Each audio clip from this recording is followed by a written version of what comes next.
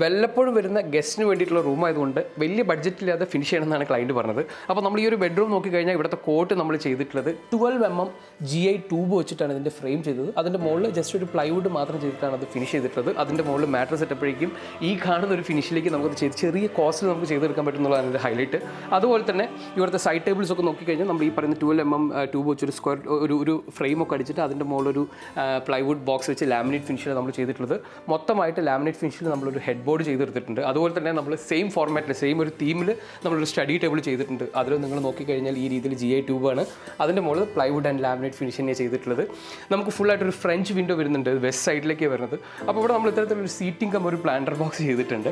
അത് മുഴുവനായിട്ട് ഈ ഒരു GI ട്യൂബിൽ ഇത്തരത്തിൽ ചെയ്ത് പ്ലൈവുഡ് ലാമിനേറ്റ് ഫിനിഷ് നമ്മൾ ഈ ഒരു തീമുമായിട്ട് മാച്ച് ചെയ്യുന്ന ഒരു ലൈറ്റ് ഗ്രേ ഒരു ചെറിയ ബീച്ച് ഷെയ്ഡൊക്കെ ഉള്ള കാര്യങ്ങൾ വെച്ചിട്ട് ചെയ്തു. അതിലൊരു പ്ലാന്റർ ബോക്സ് ചെയ്തു.